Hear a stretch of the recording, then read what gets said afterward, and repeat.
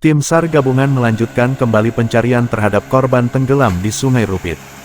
Korban tersebut diketahui bernama Pit Sanjaya 44 tahun warga Dusun 1, Desa Embacang Baru Ilir, Kecamatan Karangjaya, Kabupaten Musi Rawas Utara.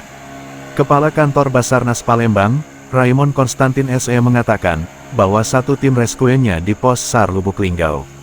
Dengan menggunakan peralatan SAR air yang ada langsung melakukan pencarian terhadap korban tenggelam tersebut. Kita terjunkan tim, setelah mendapatkan informasi mengenai peristiwa tersebut yang terjadi pada Senin tanggal 11 Maret tahun 2024 sekira pukul 16.10 waktu Indonesia Barat, ujarnya, Selasa tanggal 12 Maret tahun 2024.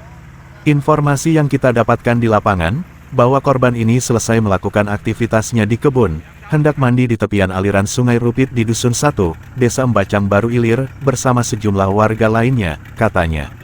Namun saat sedang mandi korban mengalami kejang-kejang hingga membuatnya jatuh ke sungai.